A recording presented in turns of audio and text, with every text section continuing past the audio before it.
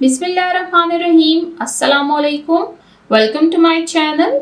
आज की वीडियो में हम ग्रेड 5 इंग्लिश बुक का यूनिट नंबर 10 रीड करेंगे।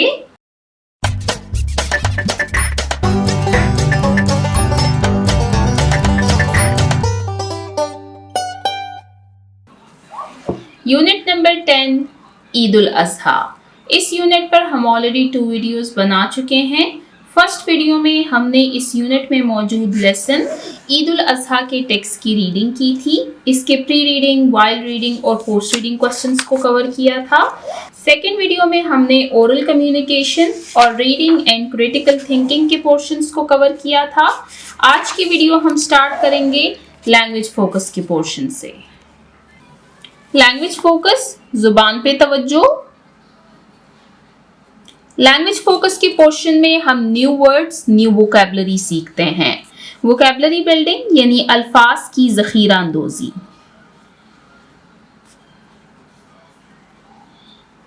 वोकैबुलरी बिल्डिंग के पोर्शन में फर्स्ट क्वेश्चन है हमारे पास, रीड द गिवन वर्ड्स के दिए हुए अल्फाज को पढ़िए विद देयर मीनिंग्स, इनके मानी के साथ। नीचे आप देख सकते हैं आपको कुछ वर्ड्स दिए गए हैं विद देयर मीनिंग्स, तो आइए इनको रीड करते हैं। फर्स्ट वर्ड है हमारे पास sacrifice, meaning to give away something that is dear to you, कि किसी कीमती या अजीज चीज को कुर्बान करना, यानी कुर्बानी करना। नेक्स्ट है हमारे पास rush, meaning to run hurriedly, यानी जल्दी में दौड़ना या भागना। रश यानी जल्दी करना। नेक्स्ट है memorise, meaning to learn by heart, यानी जुबानी याद करना।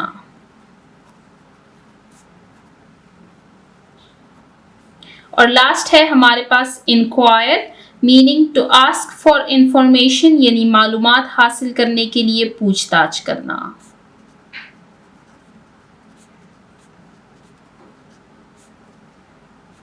तो यहाँ पर हमने दिए हुए वर्ड्स को इनके मीनिंग्स के साथ रीड किया। फर्स्ट है सेक्रीफाइस यानी कुर्बानी करना, सेकंड है रश यानी जल्दी करना, मेमोराइज जुबानी याद करना, इंक्वायर मालूमात हासिल करने के लिए पूछना।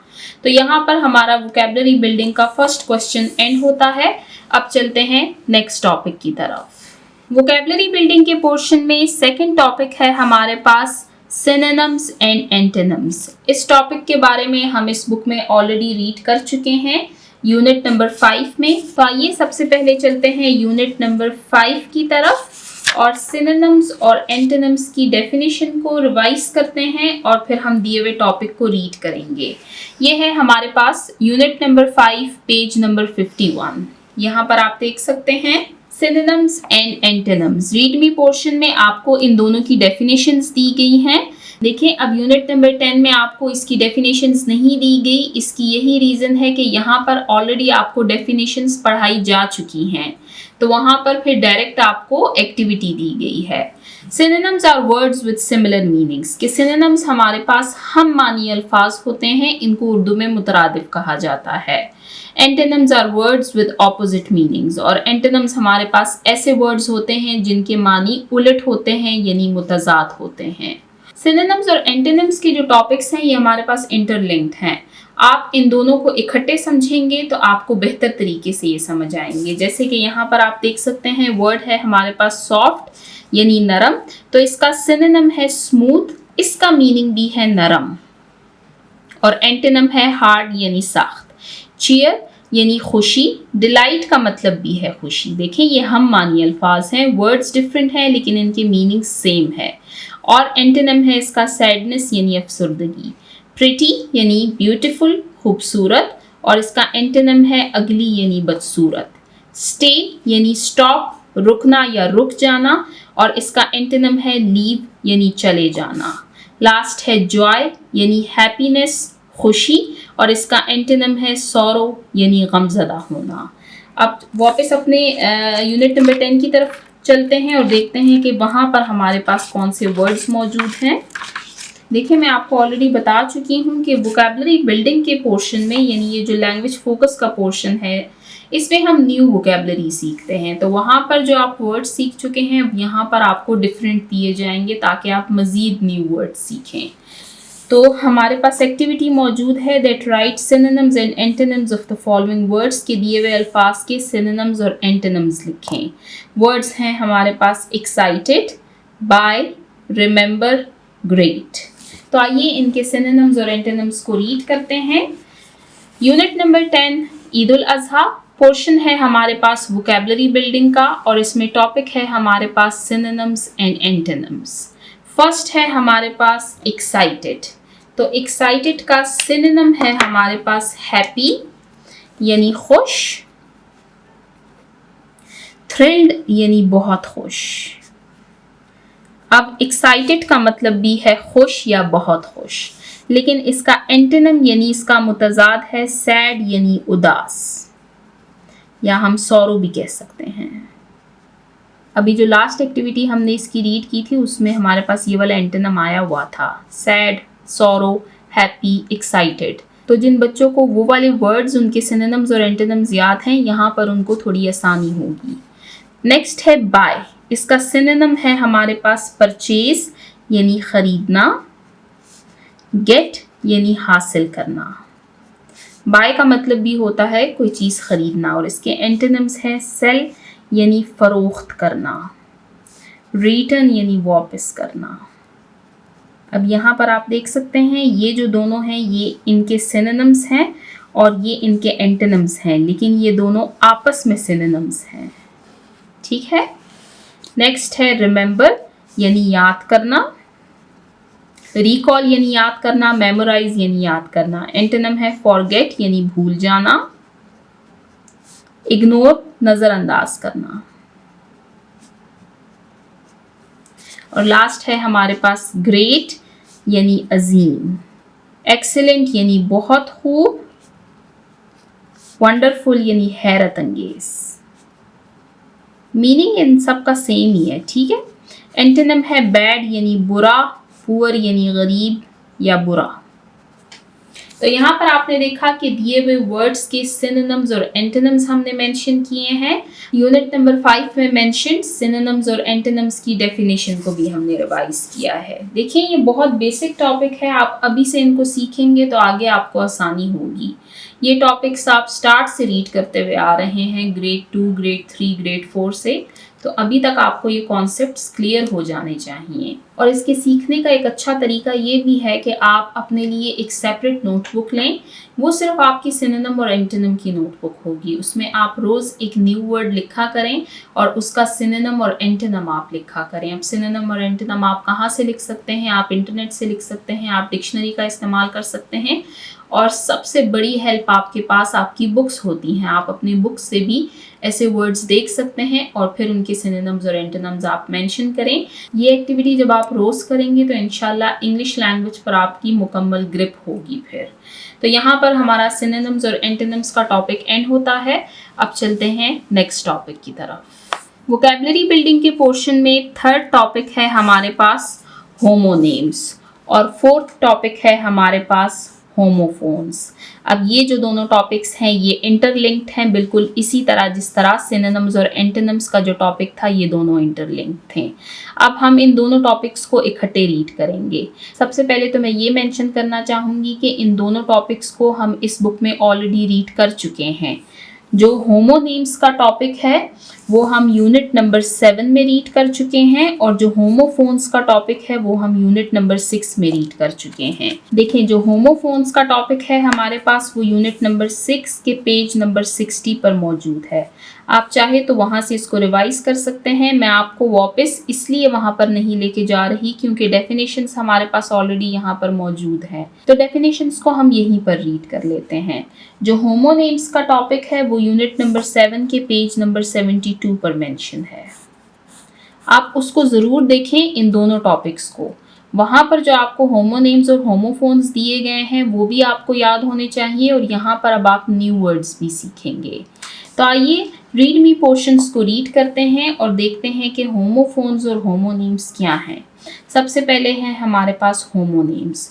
होमोनेम्स आर वर्ड्स के ये ऐसे अल्फाज हैं हैविंग द सेम साउंड, जिनकी आवाज़ एक जैसी है एंड स्पेलिंग और स्पेलिंग्स भी एक जैसे हैं, बट डिफरेंट मीनिंग्स, लेकिन इनके मानी मुख्तलिफ हैं। होमोनेम्स हमारे पास ऐसे वर्ड्स हैं जिनके स्पेलिंग और साउंड सेम है, मीनिंग डिफरेंट है।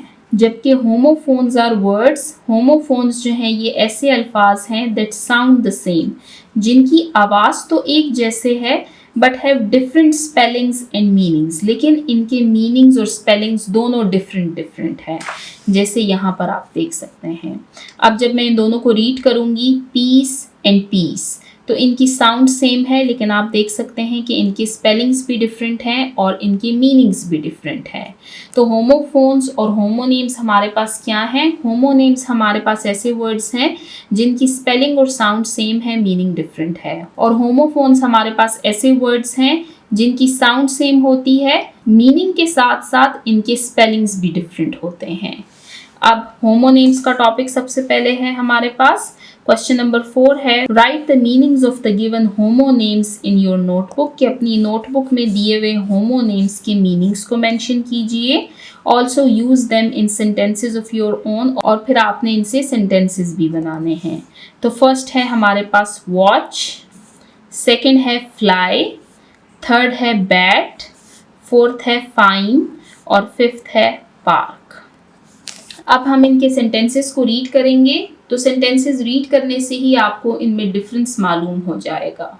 यहाँ पर मैं एक इम्पॉर्टेंट पॉइंट मेंशन करना चाहूँगी कि जब आप होमोनेम्स से सेंटेंसेस बनाते हैं तो ऐसे सेंटेंसेस बनाया करें जिससे इनका मीनिंग क्लियर हो, ना कि वो मज़ीद पढ़ने वाले को कंफ्यूज करे, क्योंकि आप देख सकते हैं कि कंफ्यूजन तो इससे बढ़ती है जब हम बच्चों से कहते हैं कि इसका ये मीनिंग है और इसका मीनिंग ये है, यानी मीनिंग डिफरेंट है। तो बच्चों के माइंड में ये बात तो आती है कि जब स्पेलिंग सेम है, साउंड सेम है, तो मीनिंग क्यों डिफरेंट है। तो फिर इन्हीं सेंटेंसेस के ज़रिए हम बच्चों को इनका डिफरेंस समझाते हैं। तो सेंटेंसेस ऐसे बनाने चाहिए जिससे मीनिंग क्लियर हो, ना कि मज़ीद स्टूडेंट्स को कंफ्यूज करे। तो आइए मीनिंग्स और सेंटेंसेस को रीड करते हैं। Unit number 10, Eid ul Azha.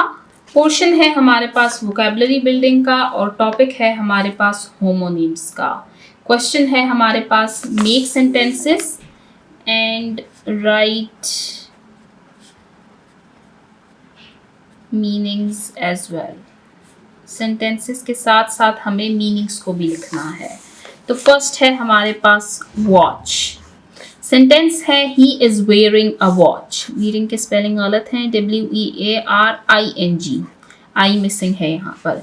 He is wearing a watch, कि उसने एक घड़ी पहनी हुई है। तो वॉच क्या है? ये हमारे पास अ टाइम पीस, घड़ी को कहते हैं। आई वॉच टीवी, मैं टीवी देखती हूँ। अब ये वाला जो वॉच है इसका मतलब है देखना, यानी टू लुक एट। तो वॉच हमने रीड किया, एक वॉच कहते हैं घड़ी को और दूसरा वॉच कहते हैं देखने को। नेक्स्ट है हमारे पास fly. Birds fly in the sky, के परिंदे आसमान में उड़ते हैं। तो इसका मीनिंग है उड़ना, टू मूव इन एयर, यानी हवा में उड़ना। ये इसका मीनिंग हो गया। अ fly is sitting on the table, कि एक मक्खी मेज पर बैठी है। अब ये वाला जो फ्लाई है ये हमारे पास एक इंसेक्ट है जिसको मक्खी कहा जाता है। तो फ्लाई एक है उड़ना और दूसरा कहते हैं मक्खी को, जो कि हमारे पास एक इंसेक्ट है। Next, bat. He is playing with a bat, कि वो बैट के साथ खेल रहा है, जिसको बल्ला भी कहा जाता है। ये हमारे पास एक स्पोर्ट्स इक्विपमेंट है, यानी स्पोर्ट्स में इस्तेमाल होने वाला हमारे पास एक इक्विपमेंट है। जबकि जो दूसरा बैट है, a bat flies at night, कि चमगादड़ रात को उड़ते हैं। जो दूसरा फ्लाई है ये हमारे पास है चमगादड़, ये हमारे पास एक बर्ड है। Next, fine. I am feeling fine, कि मैं ठीक महसूस कर रही हूँ। अब ये वाला जो फाइन है ये कहते हैं गुड, यानी अच्छे को। जबकि दूसरा फाइन है ही पेड अ फाइन, कि उसने जुर्माना अदा किया, यानी पेनल्टी जुर्माने को कहते हैं। लास्ट है हमारे पास पार्क। तो इसका फर्स्ट सेंटेंस है हमारे पास that children are playing in the park, कि बच्चे पार्क में खेल रहे हैं। ये जो पार्क है ये एक गार्डन या प्लेस का नाम है, नेम ऑफ अ प्लेस, जहाँ पर लोग खेलते हैं या गार्डन बाग वगैरह होता है। जबकि जो दूसरा पार्क है हमारे पास, ही पार्क्ड हिज कार, के उसने अपनी गाड़ी खड़ी की। टू स्टॉप अ व्हीकल यानी गाड़ी खड़ी करना। तो यहाँ पर हमारे पास 5 होमोनेम्स दिए गए थे। फर्स्ट है हमारे पास वॉच, पहला वॉच कहते हैं घड़ी, जबकि दूसरा है देखना। फ्लाई उड़ना और मक्खी, बैट बल्ला और चमगादड़, फाइन अच्छा होना और जुर्माना लगना। पार्क ये एक जगह का नाम है जहाँ पर बच्चे खेलते हैं, और दूसरा पार्क कहते हैं गाड़ी खड़ी करने को, यानी टू स्टॉप अ व्हीकल। तो यहाँ पर हमने दिए हुए होमोनेम्स की सेंटेंसेस और मीनिंग्स को रीड किया। वापस बुक की तरफ चलते हैं। अब होमोनेम्स के बारे में हमें ऑलरेडी सेंटेंसेस दिए गए हैं, लेकिन हमें करेक्ट होमोफोन्स को चूज करना है और ब्लैंक्स को फिल करना है। आइए एक्टिविटी को रीड करते हैं। इनके मीनिंग्स को भी हम रीड करेंगे, तभी हम इनको ब्लैंक्स में फिल कर सकेंगे। Question number 5, fill in the blanks with the correct homophones, के खाली जगह को सही होमोफोन्स के साथ फिल कीजिए। तो सेंटेंस है हमारे पास please get a dash of paper, के बराए मेहरबानी पेपर का एक डैश लेकर आए। ये वाला पीस है अमन, जबकि ये वाला पीस है टुकड़ा। तो यहाँ पर हम क्या लिखेंगे? हम लिखेंगे PIECE, piece. Please get a piece of paper, के बराए मेहरबानी कागज का एक टुकड़ा लेकर आए। नेक्स्ट सेंटेंस है they can't dash for you, कि वो आपका डैश नहीं कर सकते। वेट कहते हैं वजन को, और ये वाला जो WAIT वेट है ये कहते हैं इंतजार को। तो यहाँ पर हम वेट इंतजार वाला लिखेंगे। They can't wait for you, वो आपका इंतजार नहीं कर सकते। Next, they are going dash buy a goat, कि वो एक बकरा खरीदने के लिए जाने वाले हैं। अब TOO2 जो है ये कहते हैं भी को, और TO2 जो है ये हमारे पास एक हेल्पिंग वर्ब है। इसके साथ में आपको एक दूसरा होमोफोन भी लिखवाना चाहूँगी जो कि है नंबर 2। तो यहाँ पर हम इस हेल्पिंग वर्ब को पुट करेंगे तो हमारा सेंटेंस कंप्लीट हो जाएगा that they are going to buy a goat, कि वो एक बकरा खरीदने के लिए जा रहे हैं। नेक्स्ट है हमारे पास my uncle has a good dash to tell, कि मेरे अंकल के पास एक अच्छी क्या है जो कि वो हमें बताएंगे। टेल कहते हैं कहानी को, जबकि टेल ऑलरेडी यहाँ पर यूज़ हो चुका है जिसका मतलब है बताना। तो यहाँ पर हमारे पास करेक्ट ऑप्शन है टेल, कि मेरे अंकल के पास एक अच्छी कहानी है हमें बताने के लिए। My uncle has a good tale to tell. Last है do you dash this news, know नहीं, नो जानना, कि क्या आपको इस खबर के बारे में मालूम है, आप जानते हैं। तो हम लिखेंगे KNOW। अब इस नो में हमारे पास जो लेटर K है ये साइलेंट है। Do you know this news, कि क्या आप ये खबर जानते हैं, और ये हमारे पास इंटेरोगेटिव सेंटेंस है तो इसके एंड में हम क्वेश्चन मार्क को पुट करेंगे। तो यहाँ पर हमने होमोनेम्स और होमोफोन्स के टॉपिक को कवर किया। हमने इनकी डेफिनेशंस को रीड किया और इनमें डिफरेंस को नोट किया और इनसे रिलेटेड दी गई एक्टिविटीज़ को सॉल्व किया। यहाँ पर हमारा ये टॉपिक एंड होता है। टीचिंग पॉइंट को रीड करते हैं। Ask students to memorise vocabulary with meanings, के बच्चों से कहें कि इस वोकैबुलरी को मीनिंग्स के साथ ज़ुबानी याद करें। Ask them to use these words in their daily conversation, और बच्चों से कहें कि इन अल्फाज को अपनी रोज़मर्रा गुफ्तगू में इस्तेमाल किया करें। Recall the concept of synonyms and antonyms by giving more examples, कि उनको synonyms और antonyms का जो concept है वो recall करवाएं यानी दोहराएं, क्योंकि आपको already ये पढ़ाया जा चुका है। Encourage them to share more examples, और उनकी हौसला अफजाई करें कि वो आपसे मज़ीद examples share करें। तो यहाँ पर हमारा teaching point end होता है। अब चलते हैं next पेज नंबर 104 की तरफ। Vocabulary building के portion में 5th टॉपिक है हमारे पास कंपाउंड वर्ड्स। कंपाउंड वर्ड्स का जो टॉपिक है ये भी हम ऑलरेडी रीड कर चुके हैं इस बुक में यूनिट नंबर 6 में। तो चलते हैं यूनिट नंबर 6 की तरफ और इसकी डेफिनेशन को रीड करते हैं, फिर यहाँ पर दी गई एक्टिविटी को सॉल्व करेंगे। ये है यूनिट नंबर 6 और हम जाएंगे यहाँ पर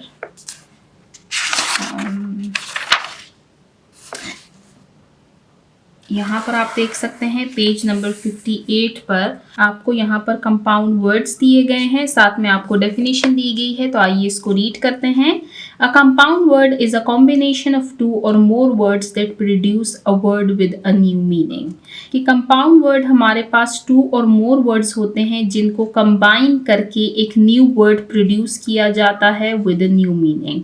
अब यहाँ पर मैंने आपको ये मीनिंगफुल का टर्म लिखवाया है। ये मैंने आपको इसलिए लिखवाया है कि यहाँ पर जो कम्बिनेशन की बात की जा रही है ऑफ 2 और मोर वर्ड्स, ये जो 2 और मोर वर्ड्स हैं ये भी हमारे पास मीनिंगफुल वर्ड्स होने चाहिए। यानी हम 2 और मोर देन 2 मीनिंगफुल वर्ड्स को मिलाकर एक न्यू मीनिंगफुल वर्ड बनाते हैं। जैसे कि यहाँ पर आप देख सकते हैं सन, सूरज, लाइट, रोशनी। ये हमारे पास 2 मीनिंगफुल वर्ड हैं जिनको मिलाकर हमने एक थर्ड कंपाउंड वर्ड बनाया है सनलाइट यानी सूरज की रोशनी। हेड, सर, एक, दर्द। अब ये हमारे पास दोनों सेपरेटली मीनिंगफुल वर्ड्स हैं। जब हम इन दोनों को मिला देते हैं तो ये हमारे पास बन जाता है हेडेक यानी सर का दर्द। Bed, room, bedroom. Tooth brush, toothbrush. Play ground, playground. तो चलते हैं वापस यहाँ पर पेज नंबर 104 की तरफ और यहाँ पर हमारे पास कंपाउंड वर्ड से रिलेटेड एक्टिविटी दी गई है। तो आइए इनको सॉल्व करते हैं। क्वेश्चन है हमारे पास choose the correct words from the given word bank and make compound words. अब यहाँ पर आप देख सकते हैं आपको वर्ड बैंक दिया गया है, यानी आपको डिफरेंट वर्ड्स दिए गए हैं। अब इन वर्ड्स को हम मैच करेंगे नीचे दिए गए वर्ड्स के साथ और इनसे हम कंपाउंड वर्ड्स बनाएंगे। तो सबसे पहले हम इन वर्ड्स को रीड करते हैं, फिर 1 बाय 1 इनको रीड करेंगे और साथ में इनको सॉल्व भी करते जाएंगे। तो फर्स्ट है हमारे पास हुपर, नेक्स्ट लाइट यानी रोशनी, टाइम यानी वक्त, बुक यानी किताब, केक यानी केक, बर्ड यानी परिंदा। अब नीचे दिए गए वर्ड्स को आप देखें। फर्स्ट है हमारे पास ग्रास, तो ग्रास के साथ हम लिखेंगे होपर। दूसरा इंपॉर्टेंट पॉइंट ये कि इनके दरमियान आपने स्पेस नहीं देना अब, क्योंकि ये हमारे पास एक ही वर्ड है। तो ये बन गया है ग्रास होपर। उर्दू में इसको टिड्डी कहा जाता है। ये हमारे पास एक इंसेक्ट है यानी एक कीड़ा है। नेक्स्ट लाइफ यानी जिंदगी। अब इसके साथ हम लिखेंगे टाइम, लाइफ टाइम यानी जिंदगी भर। नेक्स्ट है पैन, तो पैन के साथ हम लिखेंगे केक। ये हमारे पास एक किस्म का केक होता है, पैन केक। नेक्स्ट लेडी, तो लेडी के साथ हम लिखेंगे बर्ड। ये भी हमारे पास एक टाइप ऑफ इंसेक्ट है, लेडी बर्ड। नेक्स्ट है सन, तो सन के साथ हम लिखेंगे लाइट, सनलाइट यानी सूरज की रोशनी।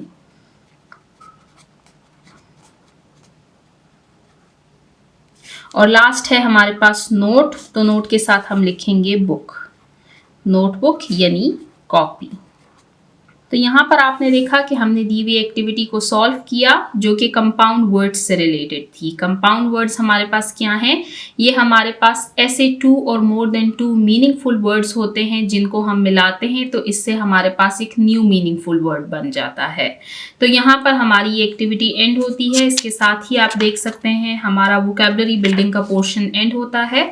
अब चलते हैं नेक्स्ट पोर्शन की तरफ जो कि है लर्निंग टू स्पेल यानी स्पेलिंग सीखिए। लर्निंग टू स्पेल के पोर्शन में हमारे पास एक्टिविटी है fill in the missing letters to complete the words. नीचे आप देख सकते हैं हमारे पास कुछ वर्ड्स मौजूद हैं जिनमें कुछ लेटर्स मिसिंग हैं। हमने इन मिसिंग लेटर्स को फिल करना है ताकि हमारे पास ये वर्ड्स कंप्लीट हो सके। तो फर्स्ट है SCRIFICE, तो इससे हमारे पास वर्ड बनता है SACRIFICE, सेक्रीफाइस यानी कुर्बान करना। नेक्स्ट THUGHTFULLY, THOUGHTFULLY, थॉटफुली यानी सोच समझकर। नेक्स्ट INQUIRE, INQUIRE, इंक्वायर यानी पूछना। नेक्स्ट ECITEMEN, EXCITEMENT एक्साइटमेंट यानी खुशी। नेक्स्ट CELE-RATE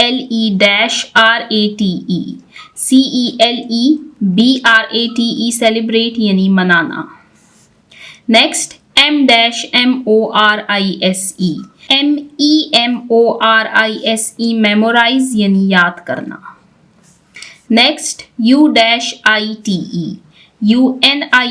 यूनाइट यानी मुत्तहिद। और लास्ट है RUSH रश यानी भागना। तो यहाँ पर हमने दिए हुए वर्ड्स में से मिसिंग लेटर्स को फिल किया, जिससे हमारे पास ये वर्ड्स कंप्लीट हो गए हैं।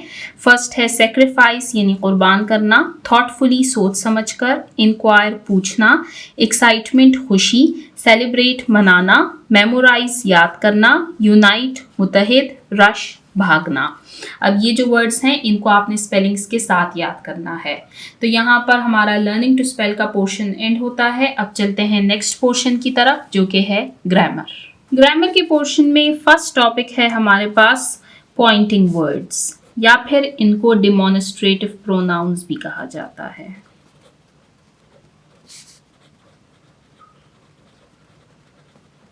अब जब मैंने टर्म लिखा है डिमॉन्स्ट्रेटिव प्रोनाउंस, इट मीन कि ये हमारे पास प्रोनाउन की एक टाइप है। प्रोनाउन के बारे में हम ऑलरेडी रीड कर चुके हैं। प्रोनाउन हमारे पास ऐसे वर्ड्स होते हैं जिनका इस्तेमाल हम नाउन की जगह पर करते हैं, यानी words that are used instead of noun. अब प्रोनाउन की हम ऑलरेडी इस बुक में एक टाइप रीड कर चुके हैं यूनिट नंबर 7 में, जो कि था हमारे पास रिफ्लेक्सिव प्रोनाउंस। अब ये हैं हमारे पास डिमॉन्स्ट्रेटिव प्रोनाउंस, जिनको पॉइंटिंग वर्ड्स भी कहा जाता है। ये हमारे पास टोटल 4 हैं। आइए इनको रीड करते हैं। पॉइंटिंग वर्ड्स और demonstrative pronoun are used to point to people and things. कि पॉइंटिंग वर्ड्स या डिमॉन्स्ट्रेटिव प्रोनाउन का इस्तेमाल हम तब करते हैं जब किसी चीज़ या शख्स की तरफ इशारा करना हो। पॉइंट कहते हैं इशारा करने को। We use this. अब ये हमारे पास टोटल 4 हैं, तो यहाँ पर अब आप देख सकते हैं ये है हमारे पास this, these, that, those. This, these, that, those. ये हमारे पास टोटल 4 हैं। अब देखते हैं कि इनका यूज हम कब कब करते हैं। दिस सिंगुलर यानी वाहिद, एंड दीज प्लूरल यानी जमा, to refer to things that are near जो कि करीब हैं। एंड दैट सिंगुलर यानी वाहिद, एंड दोस प्लूरल यानी जमा, to refer to things that are far जो कि दूर हैं। अब इसमें एक तो आपने सिंगुलर प्लूरल का ध्यान रखना है, दूसरा आपने नियर और फार यानी करीब और दूर का ख्याल रखना है कि जो चीज़ जिसकी तरफ आप इशारा कर रहे हैं वो नज़दीक है या दूर है, वो वाहिद है या वो जमा है। तो यहाँ पर हमने रीड किया कि दिस का इस्तेमाल हम करते हैं सिंगुलर यानी वाहिद चीज़ के लिए जो कि करीब रखी हुई है। दीस का इस्तेमाल हम करते हैं जमा चीज़ के लिए जो कि करीब रखी गई है। दैट का इस्तेमाल हम करते हैं वाहिद चीज़ के लिए जो कि दूर रखी गई है। और दोस का इस्तेमाल हम करते हैं जमा चीज़ के लिए जो कि दूर रखी गई है। For example, this is a pen, ये एक पेन है। अब आप देख सकते हैं ये नज़दीक है और ये सिंगुलर है। जब ये प्लूरल में हो जाएंगे और ये नज़दीक ही हैं तो मैं कहूँगी दैट दीज आर पेन्स। लेकिन जब ये मुझसे दूर हो जाएंगे और ये प्लूरल हैं तो मैं कहूँगी दोज आर पेन। और अगर ये सिंगुलर होंगे तो मैं कहूँगी दैट इज़ अ पेन। अब हम दिए हुए सेंटेंसेस को रीड करते हैं तो आपको ये टॉपिक मज़ीद क्लियर हो जाएगा। रीड द गिवन सेंटेंसेस, के दिए हुए सेंटेंसेस को रीड कीजिए and notice the use of demonstrative pronounce. और डिमॉन्स्ट्रेटिव प्रोनाउंस के इस्तेमाल पर गौर करें। पॉइंटिंग वर्ड्स आप देख सकते हैं, ये टर्म मैं आपको ऑलरेडी लिखवा चुकी हूँ। डिमॉन्स्ट्रेटिव प्रोनाउन ये हमारे पास प्रोनाउन की एक टाइप है जिनको पॉइंट आउट यानी इशारा करने के लिए इस्तेमाल किया जाता है। और ये हमारे पास टोटल 4 हैं। फर्स्ट सेंटेंस है I love to eat apples and mangoes. अब यहाँ पर आप देख सकते हैं ये हमारे पास हैं plural. These are my favourite, के ये मेरे पसंदीदा फल हैं। अब आप देख सकते हैं ये शायद नज़दीक रखे गए हैं यानी करीब पड़े हुए हैं, इसलिए यहाँ पर दीज का इस्तेमाल किया गया है और ये प्लूरल है। I planted tomatoes and potatoes. These were easy to plant. कि मैंने टमाटर और आलू उगाए हैं और वो उगाने में आसान थे। अब ये हमारे पास प्लूरल है, तो these का इस्तेमाल किया गया है। आपको लोकेशन नहीं बताई गई। आई थिंक ये दोनों जो हैं ये दोनों नियर यानी करीब की बात की जा रही है। We bought a new chair from the market कि हम मार्केट से एक नई चेयर खरीद कर लाए हैं। चेयर अब आप देख सकते हैं ये हमारे पास सिंगुलर है। दिस इज़ वेरी कंफर्टेबल, ये बहुत आरामदेह है। अब जो चेयर है वो नज़दीक रखी गई है इसलिए इसके लिए दिस का इस्तेमाल किया गया है। I lost my book last year. Book singular है और लॉस्ट यानी वो गुम चुकी है, यानी वो दूर कहीं रखी गई है, अब उनको मालूम नहीं है कि वो कहाँ पर है। दैट, तो इसलिए फिर यहाँ पर दैट का इस्तेमाल किया गया है। That was about the history of Pakistan, कि वो पाकिस्तान की तारीख से मुतल्लिक किताब थी। तो यहाँ पर हमने सेंटेंसेस को रीड किया। अब नीचे आपके पास एक्टिविटी दी गई है, तो आइए इसको सॉल्व करते हैं। Fill in the blanks with the correct demonstrative pronouns, के खाली जगह को सही डेमोन्स्ट्रेटिव प्रोनाउंस या फिर पॉइंटिंग वर्ड्स से फिल कीजिए। फर्स्ट सेंटेंस है हमारे पास, you will have to use your pen, कि आपको अपना पेन इस्तेमाल करना होगा। Dash is mine, this is mine.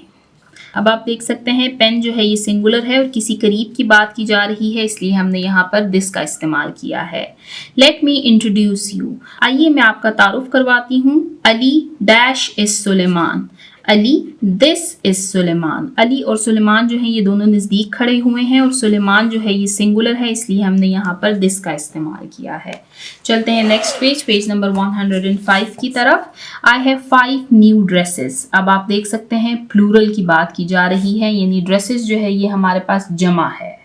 Look dash are very beautiful, look these are very beautiful, कि देखो ये बहुत खूबसूरत है। अब जो ड्रेसेस हैं वो नियर यानी करीब रखे गए हैं। आई मेड सैंडविचेस येस्टरडे, कि मैंने कल सैंडविचेस बनाए थे। अब ये हमारे पास प्लूरल है और येस्टरडे यानी पास्ट टेंस की बात की जा रही है, तो हम यहाँ पर फार वाला डेमोन्स्ट्रेटिव प्रोनाउन लगाएंगे यानी दोज लिखेंगे। दोज वर डिलिशियस, कि वो बहुत मज़ेदार थे। तो यहाँ पर आपने देखा कि हमने डेमोन्स्ट्रेटिव प्रोनाउंस या पॉइंटिंग वर्ड्स के बारे में रीड किया और इनसे रिलेटेड दी गई एक्टिविटीज़ को हमने सॉल्व किया। अब चलते हैं ग्रामर के पोर्शन में नेक्स्ट टॉपिक की तरफ।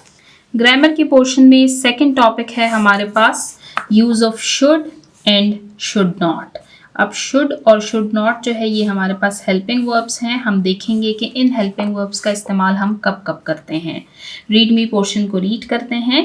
We use should to talk about an obligation और for things that are important for people to do, कि शुड का इस्तेमाल हम तब करते हैं जब हम किसी ऑब्लिगेशन यानी किसी जिम्मेदारी की बात करते हैं, और for things that are important to do for people, या फिर ऐसी चीज़ों और ऐसे कामों के लिए इनको इस्तेमाल करते हैं जो कि लोगों के लिए ज़रूरी हों।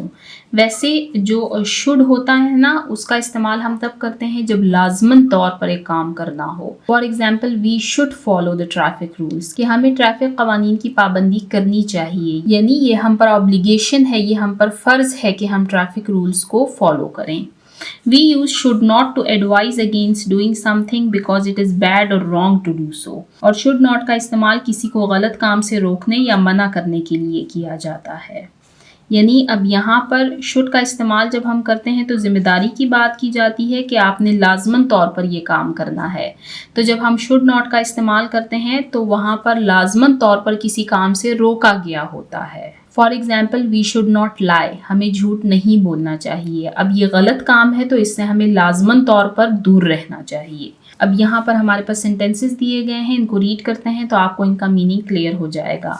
Read the given sentences of should and should not. आपको शुड और शुड नॉट के कुछ सेंटेंसेस दिए गए हैं, तो आइए इनको रीड करते हैं। तो फर्स्ट सेंटेंस है हमारे पास, we should always follow traffic rules, कि हमें हमेशा ट्रैफिक के कवानीन की पाबंदी करनी चाहिए। अब यहाँ पर आप देख सकते हैं ऑब्लिगेशन यानी फ़र्ज़, जिम्मेदारी की बात की जा रही है कि ये काम हमें लाजमन तौर पर करना चाहिए।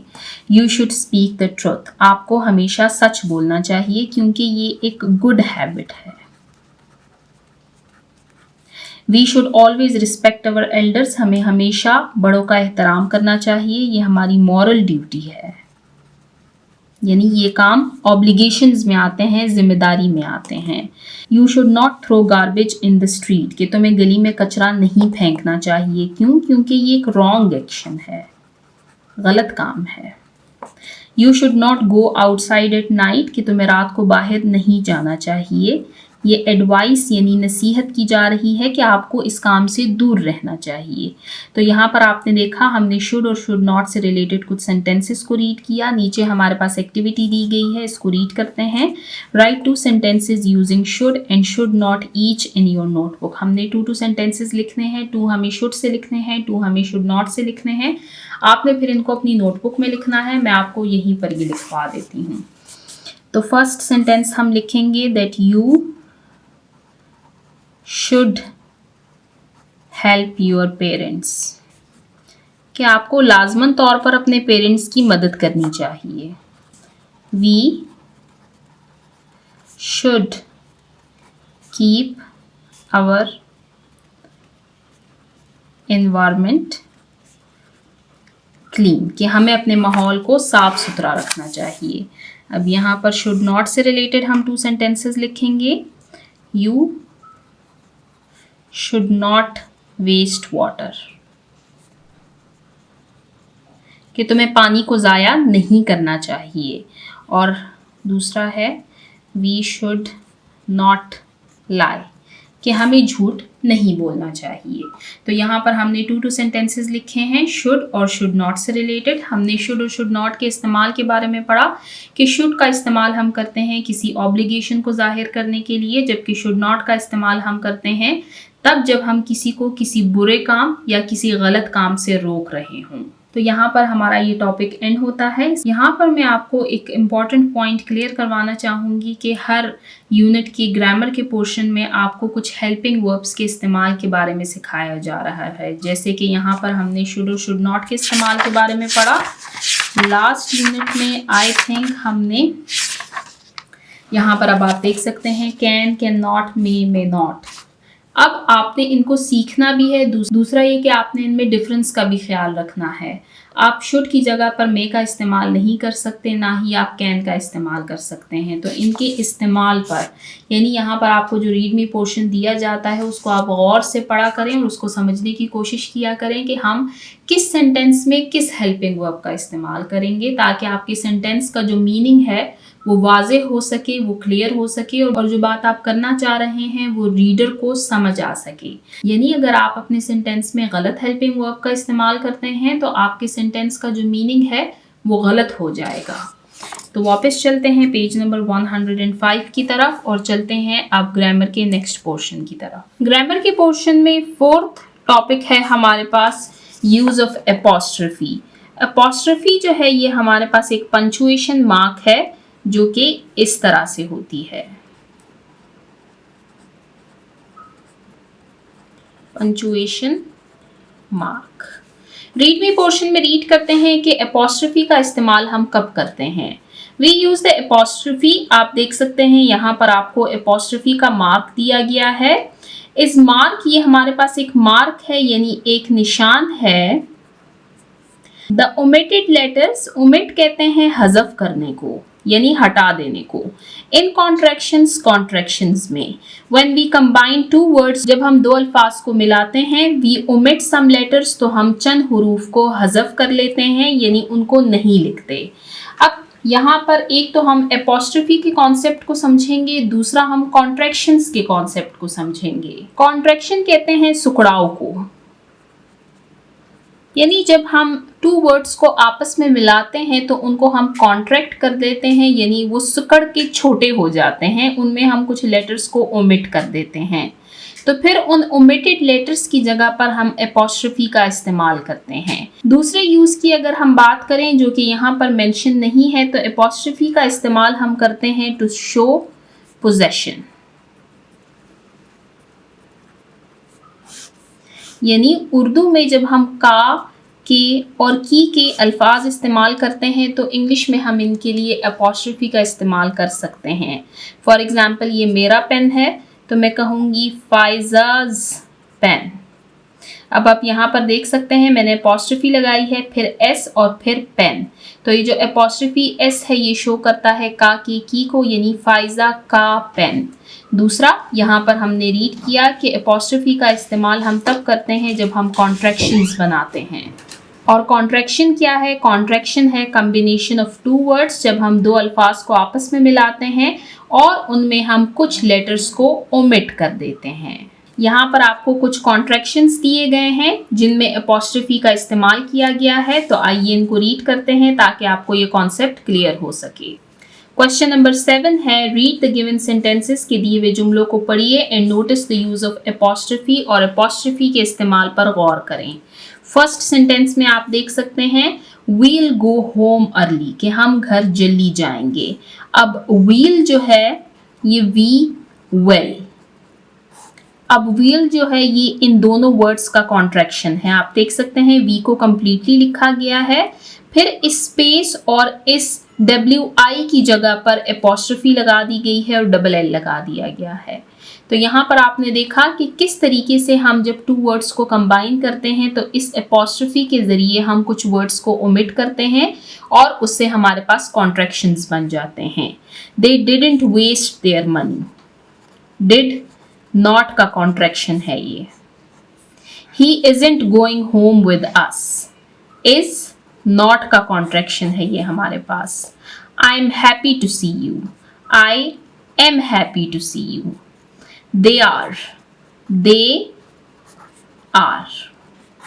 अब इनको हम ऐसे भी लिख सकते हैं और ऐसे भी लिख सकते हैं। इनको हम they are भी रीड कर सकते हैं, या फिर अगर कॉन्ट्रैक्शन बनाते हैं तो फिर इसको हम they are रीड करेंगे, यानी यहाँ पर ये इकट्ठे हो जाते हैं। जैसे isn't, is not, I'm, I am। तो यहाँ पर हमने दिए हुए सेंटेंसेस को रीड किया जिनमें हमने अपॉस्ट्रोफी के इस्तेमाल और कॉन्ट्रैक्शंस के बारे में रीड किया।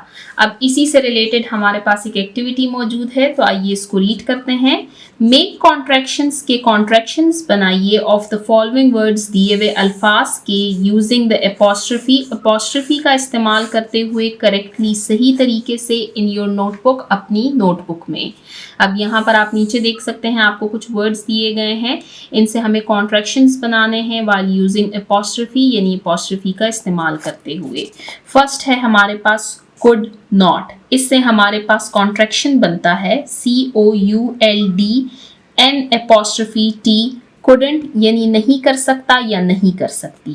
नेक्स्ट है I have, इससे कॉन्ट्रैक्शन बनता है I've, I apostrophe VE। Next है should not, इससे हमारे पास कॉन्ट्रैक्शन बनता है shouldn't। N के बाद हम apostrophe और फिर T लगाएंगे। नेक्स्ट है you will, तो इससे कॉन्ट्रैक्शन बनता है UL।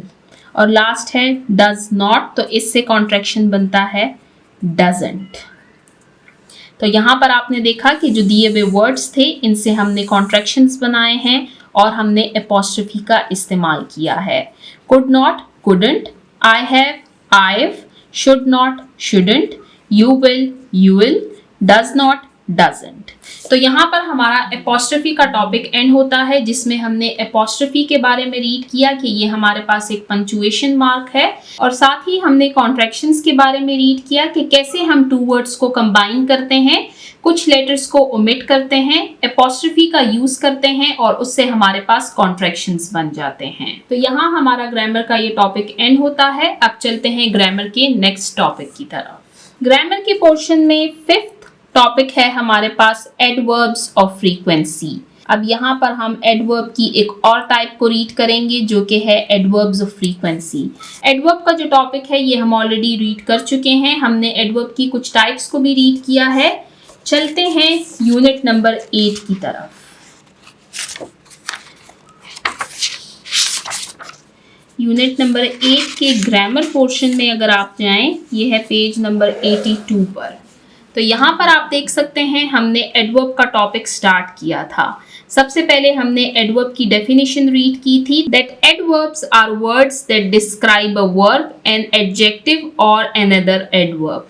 कि एडवर्ब्स हमारे पास ऐसे अल्फाज होते हैं जो किसी वर्ब, किसी एडजेक्टिव या फिर किसी दूसरे एडवर्ब को डिस्क्राइब करते हैं। हमने यहाँ पर एडवर्ब की फर्स्ट टाइप को रीड किया था जो कि है adverb of manner. Adverb of manner के बारे में हमने रीड किया था कि ये हमें बताता है कि कोई एक्शन किस तरीके से परफॉर्म किया गया, जैसे कि क्विकली यानी जल्दी परफॉर्म किया गया, वो जल्दी भाग कर गया, उसने खाना जल्दी खाया। तो इसमें एक्शन के बारे में बताया जा रहा है कि एक्शन परफॉर्म करने का मैनर क्या है, तरीका क्या है। यहाँ पर हमने एडवर्ब की फर्स्ट टाइप को रीड किया। अब चलते हैं यूनिट नंबर 9 की तरफ। यहाँ पर अगर आप देखें ग्रामर के पोर्शन में तो हमने एडवर्ब की मजीद 2 टाइप्स को रीड किया था जो कि है adverb of time and adverb of place. अब एडवर्ब ऑफ टाइम हमें बताता है कि कोई एक्शन किस टाइम पर परफॉर्म किया गया और कितनी देर तक परफॉर्म किया गया, और एडवर्ब ऑफ प्लेस हमें बताता है कि कोई एक्शन जो है वो किस जगह पर परफॉर्म किया गया। जैसे कि नियर द स्कूल, तो ये प्लेस को शो कर रहा है, जबकि आई सॉ सना टुडे, मैंने आज सना को देखा, तो ये टाइम हमें बता रहा है। तो यहाँ पर हमने एडवर्ब की 3 टाइप्स को रिवाइज किया। अब आज की वीडियो में हम पेज नंबर 105 पर एडवर्ब की 4th टाइप को रीड कर रहे हैं जो कि है एडवर्ब ऑफ फ्रीक्वेंसी। तो आइए रीड मी पोर्शन में रीड करते हैं कि एडवर्ब ऑफ फ्रीक्वेंसी क्या है। Adverbs of frequency tell us कि एडवर्ब्स ऑफ फ्रीक्वेंसी हमें बताते हैं that how often or frequently, कि कितनी मर्तबा एन एक्शन टेक्स प्लेस, एक एक्शन एक काम को परफॉर्म किया गया। यानी आपको यहाँ पर ये बताया जा रहा है कि कोई एक्शन कितनी बार हुआ है। रीड द गिवन सेंटेंसेस, के दिए हुए सेंटेंसेस को रीड कीजिए and notice the use of adverbs of frequency, और एडवर्ब्स ऑफ फ्रीक्वेंसी के इस्तेमाल पर गौर करें। अब यहाँ पर आप देखेंगे कि एक्शन की फ्रीक्वेंसी आपको बताई जा रही है कि कोई एक्शन कितनी मर्तबा परफॉर्म किया गया है। शी ऑलवेज, वो हमेशा से, सेक्रीफाइसेस, कुर्बान करती है, a camel on Eid ul Azha, कि वो हमेशा से ईद उल अजहा पर ऊंट की कुर्बानी करती है। अब यहाँ पर हमारे पास एक्शन वर्ड कौन सा है? एक्शन वर्ड है सेक्रीफाइसेस। अब ये जो ऑलवेज है ये हमारे पास एडवर्ब्स ऑफ फ्रीक्वेंसी है, क्योंकि ये हमें इस एक्शन से मुतल्लिक बता रहा है कि ये एक्शन कितनी मर्तबा परफॉर्म किया गया है। Next, they often go to the park for jogging. अब गो हमारे पास एक्शन वर्ड है और ऑफन यानी वो अक्सर, यानी वो अक्सर पार्क जॉगिंग के लिए जाते हैं। He rarely makes a mistake in a test, कि वो टेस्ट में शाज़ व नादिर ही गलती करता है। अब मेक्स हमारे पास एक्शन वर्ड है और रेयरली यानी शाज़ व नादिर, यानी बहुत कम। चलते हैं नेक्स्ट पेज, पेज नंबर 106 की तरफ। They sometimes play cricket on the weekend, कि वो कभी कभार वीकेंड पर क्रिकेट खेलते हैं। अब प्ले हमारे पास एक्शन वर्ड है और sometimes यानी कभी कभार ये हमारे पास एडवर्ब ऑफ फ्रीक्वेंसी है। Last, I never forget my keys in my room, कि मैं कभी भी अपनी चाबियां कमरे में नहीं भूलता। अब forget जो है ये हमारे पास एक्शन वर्ड है और नेवर यानी कभी भी नहीं ये हमारे पास एडवर्ब ऑफ फ्रीक्वेंसी है। तो एडवर्ब ऑफ फ्रीक्वेंसी हमने रीड किए हैं never, sometimes, rarely, often and always. अब यहाँ पर नीचे हमारे पास एडवर्ब्स ऑफ फ्रीक्वेंसी से रिलेटेड एक एक्टिविटी दी गई है, तो आइए इसको रीड करते हैं। Question number 10, read the given paragraph, के दिए गए पैराग्राफ को पढ़िए and underline the adverbs of frequency in it, और इस पैराग्राफ में एडवर्ब्स ऑफ फ्रीक्वेंसी को अंडरलाइन कीजिए। I always get up early in the morning, कि मैं हमेशा सुबह जल्दी उठती हूँ। अब यहाँ पर हमारे पास एडवर्ब ऑफ फ्रीक्वेंसी है always. I often go for a morning walk with my father, कि मैं अक्सर अपने वालिद के साथ सुबह की सैर पर जाती हूँ, often. Sometimes we go to the nearby park, कि कभी कभार हम करीबी पार्क जाते हैं। आफ्टर दैट, उसके बाद I take my breakfast and get ready for school, मैं नाश्ता करती हूँ और स्कूल के लिए तैयार होती हूँ। I rarely take sandwiches for breakfast, कि मैं शाज़ो नादर ही नाश्ते में सैंडविच लेती हूँ। My school bus usually arrives eight 7:30 AM, कि मेरे स्कूल की बस उमूमन सुबह 7:30 पर आती है। I am never late for school, और मैं कभी भी स्कूल के लिए लेट नहीं होती। यहाँ पर नेवर हमारे पास एडवर्ब ऑफ फ्रीक्वेंसी है। तो यहाँ पर आपने देखा हमारे पास एडवर्ब ऑफ फ्रीक्वेंसी है ऑलवेज, जो कि इस एक्शन वर्ड को डिस्क्राइब कर रहे हैं। ये एक्शन वर्ड है और ये हमारे पास एडवर्ब ऑफ फ्रीक्वेंसी है। Often, sometimes, rarely, never, usually. आप देख सकते हैं मैंने आपको एक्शन वर्ड भी अंडरलाइन करके दिए हैं और जो एडवर्ब्स ऑफ फ्रीक्वेंसी है उनको मैंने इनसर्कल किया है। तो यहाँ पर हमारा एडवर्ब ऑफ फ्रीक्वेंसी का टॉपिक एंड होता है। इसके साथ ही आप देख सकते हैं हमारा लैंग्वेज फोकस का पोर्शन एंड होता है। लैंग्वेज फोकस के पोर्शन में हमने ग्रामर के पोर्शन में काफ़ी सारे इंपॉर्टेंट टॉपिक्स को रीड किया है। तो आई होप आपको ये कॉन्सेप्ट्स क्लियर हो चुके होंगे। अगर कोई कंफ्यूजन है तो आप मुझसे कमेंट सेक्शन में पूछ सकते हैं, या बेहतर ये है कि आप वीडियो को दोबारा से देखें तो आपकी कंफ्यूजन क्लियर हो जाएगी। अब चलते हैं नेक्स्ट पोर्शन की तरफ, जो कि है राइटिंग। राइटिंग यानी लिखना। लर्निंग टू राइट यानी लिखना सीखिए। लर्निंग टू राइट के पोर्शन में आपको क्वेश्चन दिया गया है that Suleman and his sister, के सुलेमान और उसकी बहन मेड अ डेजर्ट, उन्होंने एक मीठा बनाया है for an Eid party, Eid की पार्टी के लिए। Let's read what recipe they followed for making. तो आइए पढ़ते हैं कि उन्होंने किस रेसिपी को फॉलो किया है for making chocolate banana pops, chocolate banana pops के लिए। अब यहाँ पर हमारे पास टॉपिक है रेसिपी का, यानी रेसिपी किसे कहते हैं और रेसिपी को लिखते कैसे हैं। सबसे पहले मैं आपको रेसिपी से मुतल्लिक बताती हूँ। This is a procedure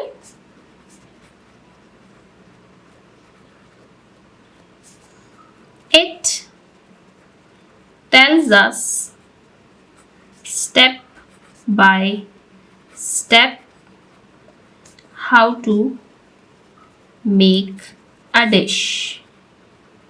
recipe क्या है?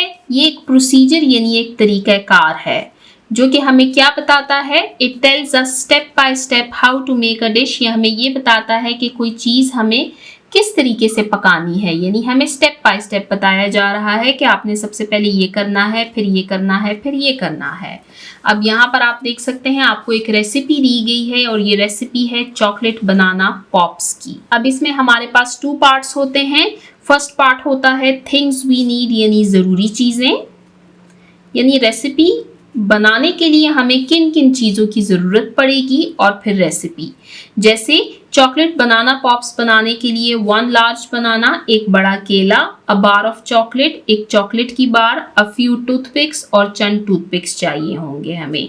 जब हम ये सामान इकट्ठे कर लेंगे तो फिर हम रेसिपी की तरफ आएंगे। सबसे पहले हम cut the banana into slices, हम केलों को टुकड़ों में काट लेंगे। आप देखेंगे कि ये हमें सीक्वेंस वाइज फॉलो करने हैं। तो जो तरीक़ाकार यानी प्रोसीजर होता है उसको हम स्टेप बाय स्टेप फॉलो करते हैं। Slide each slice on to the top of a toothpick, कि हर टुकड़े को टूथपिक में लगा दें। Put the bar of chocolate in a bowl, कि चॉकलेट को एक प्याले में डालें। मेल्ट द चॉकलेट, चॉकलेट को पिघला दें। Dip the banana slices into the melted chocolate, कि केले के टुकड़ों को पिघली हुई चॉकलेट में डुबोएं। Place the chocolate banana pops in a tray, कि फिर इनको एक ट्रे में रखें। फ्रीज देम, इनको फ्रीजर में रखें ताकि ये फ्रीज हो जाएं। एंड सर्व फ्रोजन, और फिर इनको ऐसे ठंडा ठंडा ही पेश करें।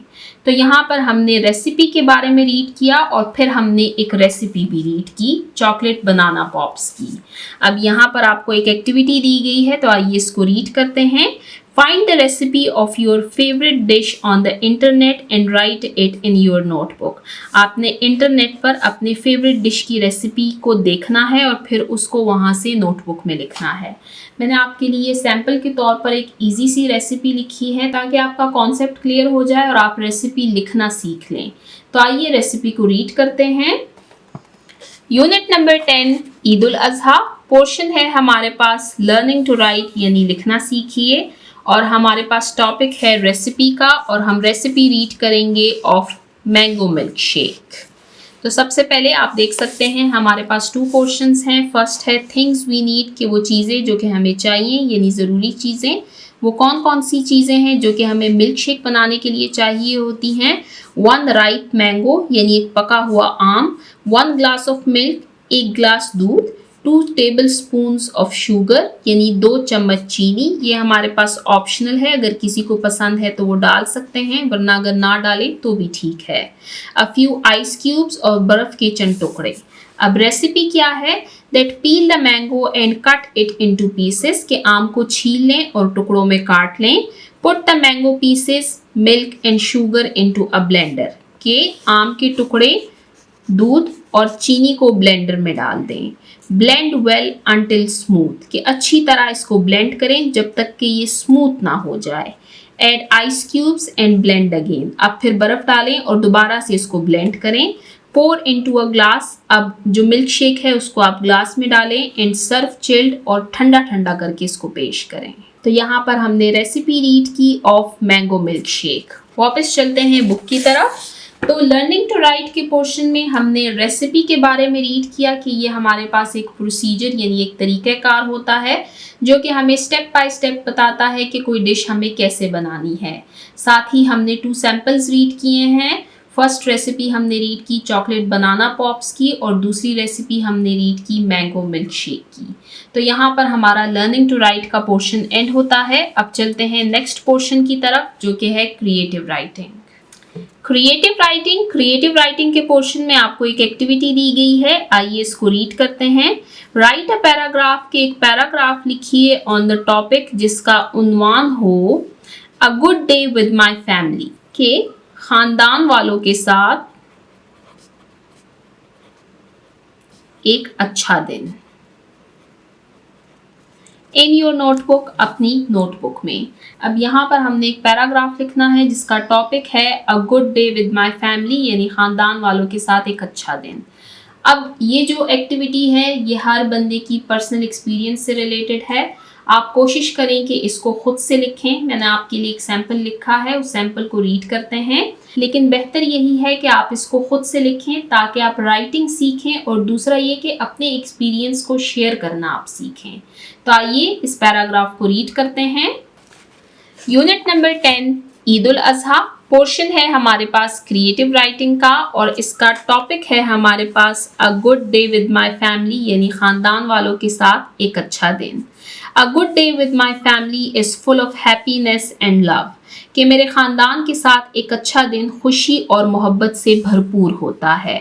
हैप्पीनेस खुशी, लव मोहब्बत। We wake up early and have breakfast together, कि हम सुबह जल्दी जागते हैं और इकट्ठे नाश्ता करते हैं। Then we go out for a picnic, फिर हम पिकनिक के लिए बाहर जाते हैं और विजिट अवर रिलेटिव्स या फिर किसी रिश्तेदारों से मिलने के लिए जाते हैं। वी इंजॉय टॉकिंग, हम बातें करते हैं। प्लेइंग गेम्स, गेम्स खेलते हैं। एंड शेयरिंग मील्स, और खाने बांटते हैं। इन द इवनिंग, फिर शाम में, वी सिट टुगेदर, हम इकट्ठे बैठते हैं। एंड वॉच टीवी, और टीवी देखते हैं। आई फील वेरी हैप्पी, मुझे बहुत खुशी होती है। एंड रिलैक्स्ड, और मैं पुरसुकून महसूस करती हूँ। When I spend time with my family, जब मैं अपने ख़ानदान वालों के साथ वक्त गुजारती हूँ। तो यहाँ पर हमने पैराग्राफ लिखा on topic a good day with my family, मेरे ख़ानदान वालों के साथ एक अच्छा दिन। आप भी इसी तरीके से अपने एक्सपीरियंस को शेयर कीजिए कि आप अपने ख़ानदान वालों के साथ एक अच्छा दिन कैसे गुजारते हैं। इसको दोबारा से रीड करते हैं। A good day with my family is full of happiness and love. We wake up early and have breakfast together. Then we go out for a picnic or visit our relatives. We enjoy talking, playing games and sharing meals. In the evening we sit together and watch TV. I feel very happy and relaxed when I spend time with my family. तो यहाँ पर हमारी activity and होती है। इसके साथ ही आप देख सकते हैं हमारा क्रिएटिव राइटिंग का पोर्शन एंड होता है और हमारा unit number 10 Eid ul Azha and होता है। इस यूनिट पर हमने टोटल 3 वीडियोस बनाई हैं। फर्स्ट वीडियो में हमने इस यूनिट में मौजूद लेसन के टेक्स्ट की रीडिंग की थी। सेकंड वीडियो में हमने ओरल कम्युनिकेशन और रीडिंग एंड क्रिटिकल थिंकिंग के पोर्शंस को कवर किया था। और लास्ट वीडियो यानी आज की वीडियो में हमने लैंग्वेज फोकस और राइटिंग के पोर्शंस को कवर किया। इंशाल्लाह नेक्स्ट वीडियो में हम रिव्यू 3 को रीड करेंगे। तो जिन बच्चों ने अभी तक मेरे चैनल को सब्सक्राइब नहीं किया, काइंडली मेरे चैनल को सब्सक्राइब कीजिए ताकि हर आने वाली वीडियो आपको टाइमली मिल सके। Thank you.